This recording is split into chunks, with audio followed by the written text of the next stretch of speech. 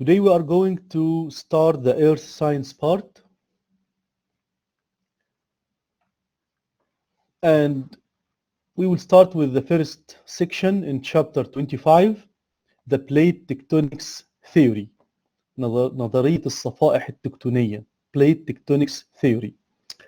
This theory, it mentions the motion of the continents in the earth. This theory started by some hypotheses. The first one to claim it was Alfred Wegener. Alfred Wegener, he was a geologist and a scientist. He made a hypothesis in 1915 about the motion of the continents. He called it the continental drift, الانجراف القاري. He said the Earth's continents, they were once part of one large supercontinent. All the continents, all the 7 continents that we live on and we see on the Earth right now, once in the past, they were one big supercontinent. And he called this supercontinent Pangaea. Pangaea. So Pangaea was a big land, okay, including all the continents together. That was like around 200 or 250 million years ago. So this is the shape or the expected shape of Pangaea, which includes all the continents that we know right now. And for some reason, or for some kind of forces, this Pangaea, this supercontinent, separated into different pieces. And each piece moved in a certain direction on the Earth. Like this piece moved in this direction, this piece moved like this, this piece moves down, this piece moves up, this piece moves to the east, and so on, until they form the current continents we live on right now. The 7 continents, like Africa, Asia, Europe, North America, South America, Australia, and the South Pole continent, which is called Antarctica. Antarctica is the South Pole continent. In the North Pole, there is no continent. There is no continent. It's a large ocean, the Arctic Ocean. So it's solid because it's frozen, but it's not a land. But in the south, it's a land. So the Antarctica is a land, normal land like the one we live on right now, but it's covered by layers and layers of ice. But in the old days, millions of years ago, it was a normal land. It was full of life. It was full of animals and trees and so on. So this is briefly the hypothesis of Alfred Wegener. The Pangaea was there millions of years ago and then separated into pieces which we can see right now. What are the evidences that Alfred Wegener has used to prove his hypothesis? Number one, the shapes of the continents. The shapes of the continents. He looked at the shapes of the continents and he tried to match them up like a puzzle. Number two, the fossils. Fossils al-ahafir. Al-ahafir.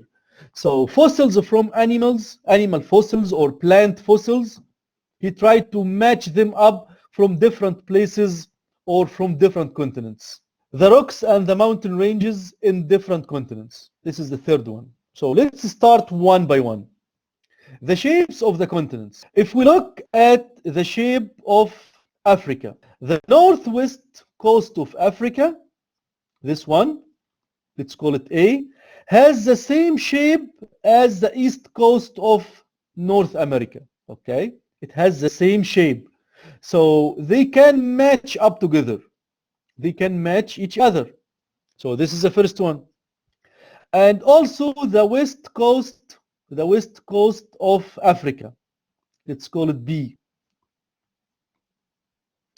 It matches the east coast of South America. Also, he said, if we take the South America and match it to Africa like this, okay, and we look at both of them.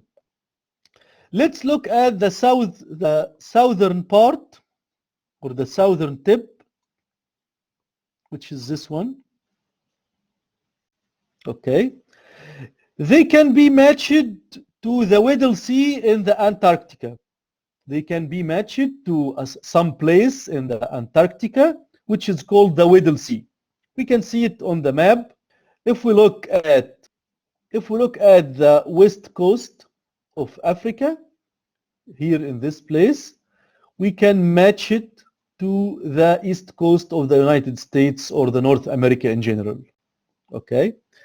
Also, the west coast of Africa can be matched to the east coastline of the South America here.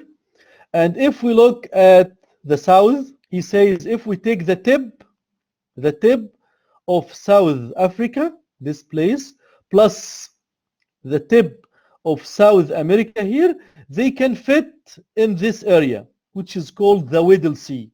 This is the Weddell Sea in the Antarctica. Okay, so he said maybe that means all of these places, they were one continuous land with this shape. Okay, so South America and Africa and North America, okay, and Asia, they were, all of them, they were one piece together. So this is the first one, the shapes of the continents. Number two, the fossils.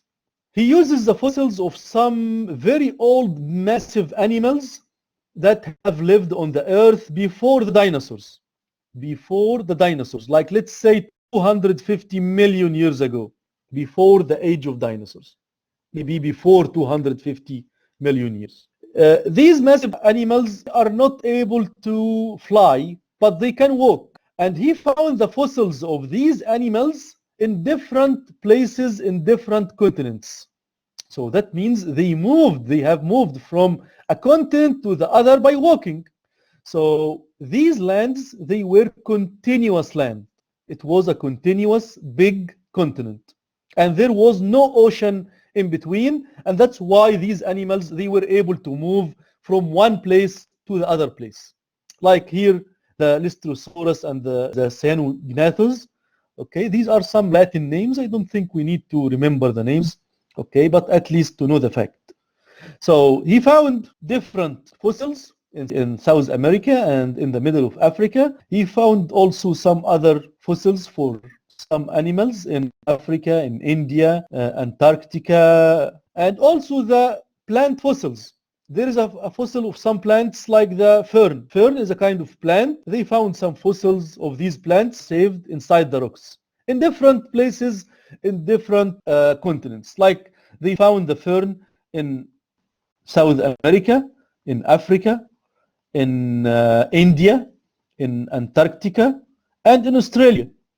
Okay, so this continuous trace, it made Alfred Wegener to think that all of these lands, they were a continuous land in the past. The third thing is the rocks. He took rock samples from different mountain ranges, سلاسل جبال, mountain ranges.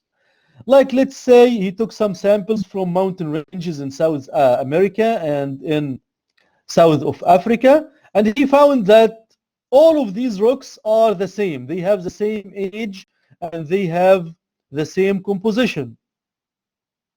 So they were very, very similar. So he claimed that they belong to the same mountain range. So he said the two mountain ranges here in the past, they were one continuous mountain range. Okay. Also in the north here, the other mountain ranges found in the Scandinavian part, in the Greenland, in the east coast of America, and in the west part of Europe, and some islands in the middle in between. Okay, all of them, they have the same age, same composition. So he claimed that they belong to the same mountain range. In the past, he said it was a continuous mountain range, but it splitted to different parts. Okay, so these are the three evidences that Alfred Wegener used to prove his hypothesis, which we call it the continental drift. The problem with Alfred Wegener, he couldn't explain the reason for the continental drift. why there is a continental drift. He thought at the beginning of some forces coming from the rotation of the Earth, the gravitational field of the Sun and the Moon, the centrifugal force, قوة الطرد المركزي, the centrifugal force because of the spin of the Earth. But actually the physicists at his time, they responded to him that these forces are not enough to cause such motion. Okay, so it was denied idea. So he thought of another reason. He proposed that these continents, they were pushing through the sea floor. They were pushing through the sea floor. So for example, if we have a continent like this one, this is Africa, for example, and another continent like this one, let's say this is North America or South America, and in between there's the ocean or the sea or whatever. Okay, and this is the sea floor. Sea floor means قاع البحر أو قاع المحيط. Sea floor. So he proposes that these two continents, they are pushed away through the sea floor. So the sea floor, for some reason, pushes the two continents away from each other. That's his proposal. The geologists at his time, they argued that the sea floor can do that. The sea floor is too rigid to do that. Too rigid, صلب جدا. And if this happens, there will be cracks and fractures in the sea floor. And that cannot happen. That's what they said at his time. So they tried to decline the idea of Alfred Wegener. Alfred Wegener, he was lost in the North Pole in 1930, and he was considered dead by this time, and he could not prove his hypothesis. But later, after his death, new discoveries came and supported his idea about the seafloor. Okay, so after Alfred Wegener, another scientist came, which his name is Harry Hess. Harry Hess, he had a ship, and this ship had a sonar. You know, the sonar is a device that sends ultrasound waves to the bottom or to the sea floor, and then when it reflects back, it measures the time of the trip. Okay, we call it the time of flight. And using very simple equation, distance equals speed of the sound times time, it gives you the distance, which is the depth of the sea floor. Okay, so if this is the sea floor, this is the sea floor, and this is the water level. So the sonar sends waves and it reflects back, so it measures time and it can measure the distance, which is the height of the water level or the depth of the sea floor. Okay. Harry Hess, he used this technique. He used this technique to develop a three-dimensional map of the sea floor. He made a map for the sea floor. So he was able to see the structure of the sea floor, what's inside. And he found something very, very strange. He found that there are mountains under the water. And not a mountain or two mountains, it's a range of mountains, mountain ranges, extends for thousands of kilometers under the water. So he discovered the system of mountain ranges on the sea floor. And they are separated by valleys.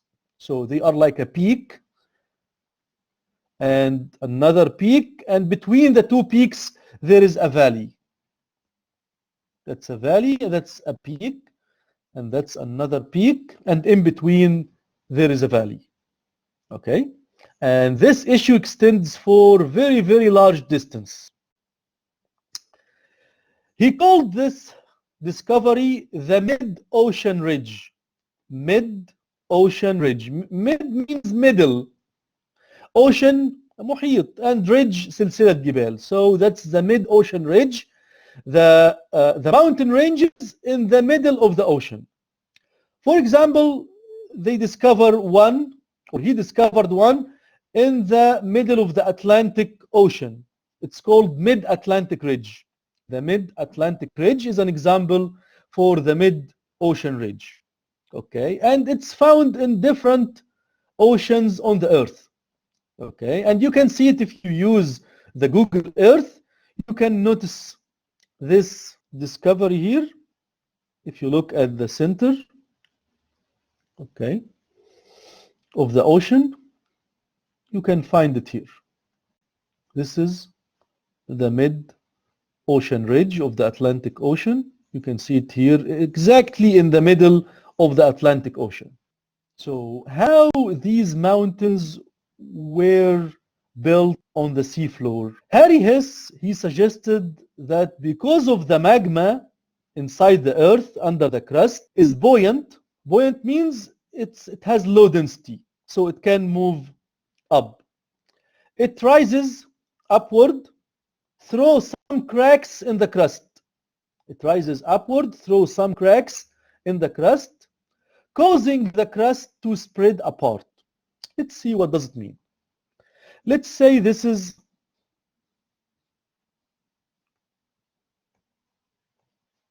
the seafloor. Sea floor.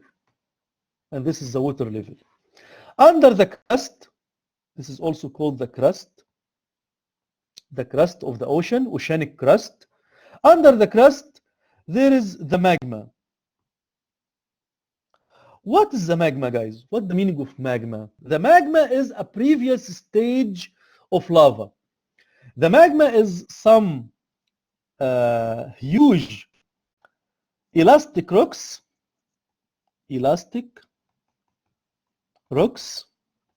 under the crust. They lie under very high temperature, so they are very hot, okay, and they lie under very high pressure.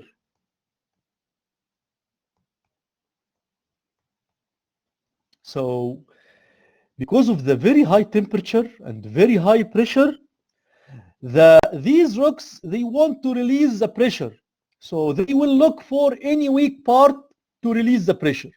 So they will go toward the crust. If there is a weak part in the crust, it will make a crack. It will make a crack in the crust. Okay? So it moves outside the crack, becomes lava, it turns into lava, and these lava are building these mountains. These lava are building the mountains. That's why he saw peaks, and between the peak there are valleys. Not only that, but because of the very high pressure, Harry Hess said that this pressure or these magma, they pushes the sea floor away from each other. So it causes the sea floor to spread apart. So what's going to happen is the sea floor is moving apart like this. And the magma will fill the new part by a new crust. So the magma will turn into lava, and this lava cools down, making a new layer of crust. Then the magma comes again in the weak part and make a new crack and pushes the sea floor away again, becomes like this. Let's try to draw it. This is the old part, and then the new part is pushed also.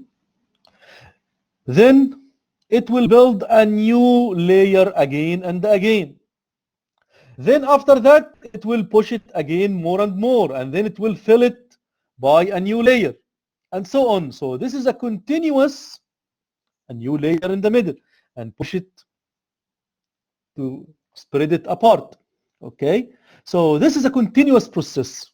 So Harry Hess said this is the reason for the spreading of the sea floor, اتساع قاع المحيط, okay, because of these magma and the high pressure under the crust. Okay, so a mid-ocean ridge forms as the sea floor spreads apart.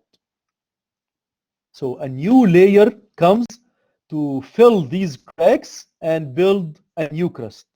So guys, if we take, let's say I will take a layer or I will take a sample from the rocks at point A or at region A and at region B and at region C and at region D.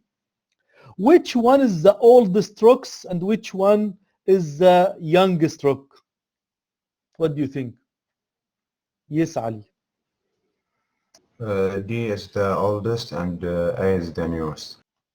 That's right. So D is the oldest one because it's built very long time ago. And A is the youngest because it's recently built. Okay. So A is the younger and D is the oldest. What if we take samples? Let's take samples from different points like, let's say, this place, this place, this place, and this one. Let's call them G, H, I, and J. What if we compare this one to this one? And we compare also this one to this one. And we compare this one to this one.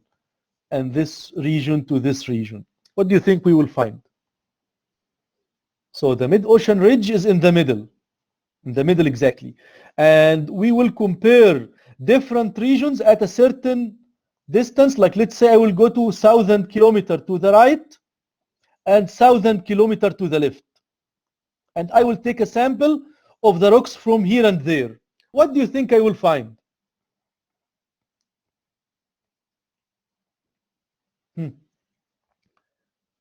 Similar to each other. That's right, Ali. We will find these rocks to be similar to each other. So why are they similar to each other? Because they were built at the same time in the same place. They were built, okay, at the same time in the same place. And they were built where? Where is the source? Here in the center, in the MOR. In these valleys, where the magma comes from. Okay? So the mid-ocean ridge forms as the seafloor spreads apart along a narrow depression which called the Rift Valley. So the valleys in the middle are called the Rift Valley. Rift means شق أو صدع. Okay? So that's the Rift Valley. As it's called the Rift Valley, forms in between the peaks. So we will find the peaks coming from the lava, okay, and they are continuous. They are moving like this because the layer or the sea floor, it spreads. And in between, we will find this Rift Valley because of the magma and because of the cracks coming from it, or the magma coming from the cracks, okay? This process forms new oceanic crust.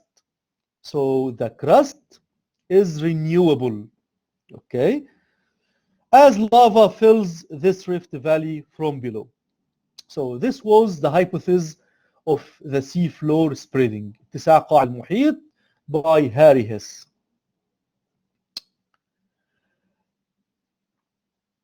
To prove this idea, they took samples of the rocks from different places in the ocean. They took samples of the rocks from the sea floor in different places in the ocean. Like, for example, they took some samples of the rocks from the west coast of Africa and the east coast of America. They drill in these areas. They took some samples. We call it the drill cores. Drill cores. These drill cores are very long columns of rocks. This is the bottom, for example, and this is the top of the core. When they take sample from region A, region A, which is the coastline of Africa and America, they found these rocks to be similar. These rocks are similar, meaning that the two places, they were adjacent to each other. Okay, they were adjacent to each other in the past. And also they found that at the bottom, the rocks were very old. The rocks were very old. And at the top, it's younger. So it was very old at the bottom and it's younger at the top. And when they determined the age of the rocks at the bottom, they found it around 4 billion years. 4 billion. And the billion is 1,000 million. So it's like 4,000 million years. Okay? So these are the oceanic samples near the continent, near the coastline of the continent. And when they examined the continental rocks in Africa or in America or Asia, they found that the oldest rocks, the oldest continental rocks on the earth has the age of 4 billion years also. So the oldest rocks on the earth has age 4 billion years, almost.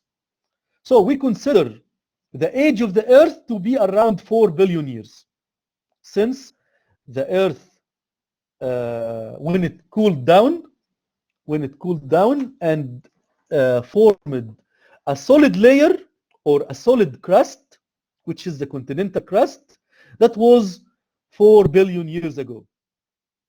So they found the age of these rocks at the bottom to be 4 billion years old, which is the oldest rocks.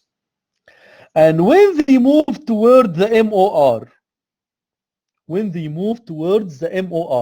and when they take samples, they found that these samples become younger and younger. So when they take samples very near to the mid-ocean ridge, they found these samples age to be very young, around or less than 200 million years. So the age of these samples near to the mid-ocean ridge, okay, is less than 200 million years. Okay? So this difference in ages can only be explained if rocks on the sea floor are continually being created in the mid-ocean ridge. It's created at the MOR in the center here. And then they move toward the continent. And also when they move toward the continent, they push the continents away. Okay?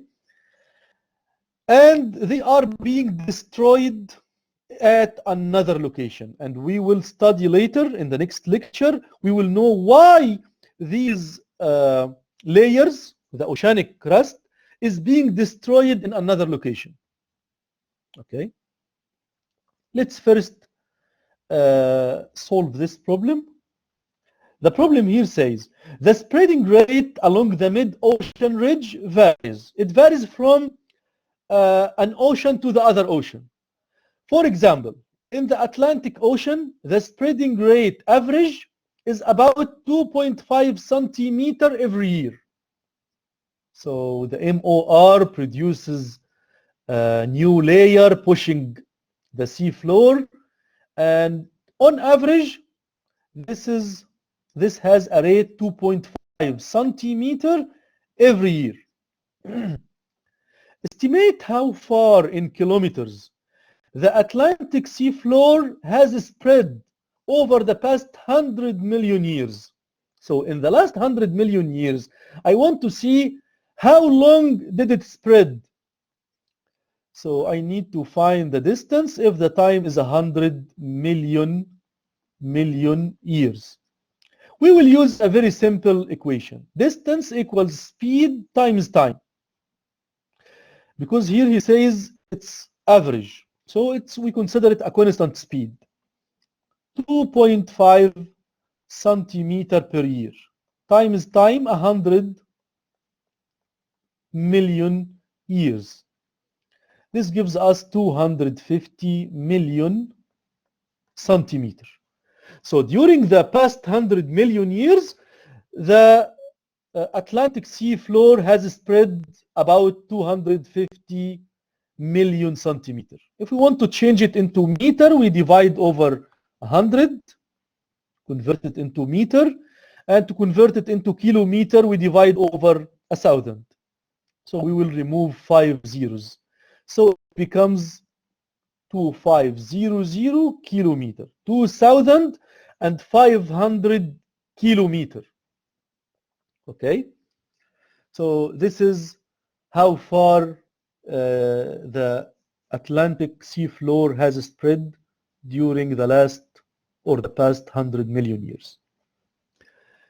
If we look in the map at the mid-Atlantic ridge, this one, the mid-Atlantic ridge in the middle, and I will try to measure the distance from the mid-Atlantic ridge to Africa, to a similar point in Africa, and to a similar point in America. If the two distances are the same, so this hypothesis also is right, because the idea here is what? The idea is the two continents at the beginning, they were here in the middle. They were adjacent to each other, متلاصقين. They were like one piece. And because of a certain force, the magma pushes them away from each other. So they started from the middle here.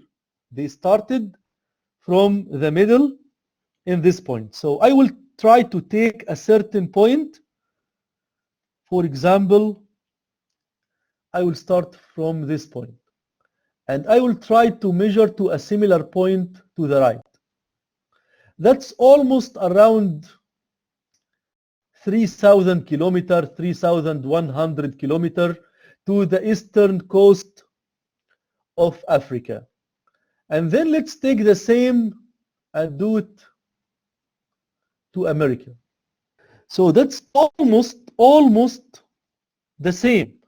We said it's around 3,100 to Africa and almost 3,200 or it's 100, 200 something toward Africa, toward America. Let's take another point. Let's try to do it in another point. Let's take this point, for example. Measure it to the right here. This is around 2,500. And to the east, almost the same, 2,500. So we can consider it right, okay, that both continents, they started from the mid-ocean ridge. They were adjacent and they were continuous in the mid-ocean ridge, and they splitted apart from the mid-ocean ridge. One of them moved to the right of the mid-ocean ridge, the other moved to the left of the mid-ocean ridge. Okay, so it's almost right. They found else something very interesting. When they examined the regions to the right and to the left of the mid-ocean ridge, let's say to the right and to the left of the mid-Atlantic ridge, they found something very strange. They found what? They used a device called the magnetometer. They put it on the seafloor and they draw it on the seafloor to measure the magnetic polarity of the iron and some metals inside the crust or inside the rocks of the seafloor. As you know, when the magma turns into lava, the lava is a liquid. Lava is a hot liquid. And the lava contains different minerals. One of them is iron, nickel, and some other elements. And these materials or these metals, they are affected by the polarity or the magnetic polarity or the magnetic field of the earth. Like if you have a compass needle, if you have a compass, بوصلة, if you look at the needle of the compass, if you try to turn the compass right and left, the needle always directs to what? The needle of the compass? To the north. To the north. Okay, so one part to the north, the other to the south. Always. Why? Because the magnetic field of the Earth in our age now, the magnetic field is between the north and the south. So in the past, 200 million years ago, when these lava came from under the ground, it has some iron. It has pieces of iron. These iron, they represent like the needle of the compass. So they take the same position of the magnetic field of the Earth. So the iron inside and the nickel and these elements that are affected by the magnetic fields inside the lava, they take the same orientation or the same direction of the magnetic field of the Earth. If the magnetic field is in this direction, so it takes the same direction. And when the lava cools down, what will happen? It turns into a solid rock. And what happened to the direction of the iron inside the rocks? These orientations or these directions become permanent. It becomes permanent. Permanent دائمة. Because now the rocks are solid and it saves the direction of the magnetic field inside the rocks. So if we look inside the rocks and measure the orientation and the polarity inside these rocks, it tells us what was the direction of the magnetic field of the Earth at this time, since the time of creation of this rock. So that's what they did. They used the magnetometer. This magnetometer on the sea floor, they draw it on the sea floor for several hundreds and thousands of kilometers, and they found something very strange. They found that the magnetic polarity in these rocks, they have different directions when they move from a region to another region. So in a certain region, for example, they find the magnetic polarity to direct to the south. And then when they move to another place, they find it directs to the north. And then when they move to another region, they found it again directs to the south. And then again to the north, again to the south. And when they move to another place, to the north. And if this is the mid-ocean ridge, MOR, when they go to the other side of the mid-ocean ridge, it's like a mirror. It's like a mirror exactly. They find the same change exactly. So let's say we will go, for example, 100 kilometer to the right and 100 kilometer to the left. We said these rocks, they have the same composition, the same orientation, and also the polarity of these metals inside the rock, they have the same polarity. If it is north, for example, the other one also on the other side, it directs to the same direction. Okay. If it is south, the other one on the other side directs to south. Okay. So this gives also an evidence that these rocks, they were created at the same time, okay, in the same place. And also the change in orientation, the change in direction of the polarity, in the magnetic polarity, it told us what? It told us that the magnetic field of the Earth has reversed many times in the previous time. It has reversed many times. Sometimes, for some thousands of years, it turns or it directs to the north. And after that, for some reason, it directs to the south. Okay? And after that, it directs again to the north, and then directs to the south, and so on. So that's what they found when they checked the magnetic polarity in the seafloor. Okay, guys? That's everything today. Thank you for coming to this lecture. Please, if you have a question, go ahead.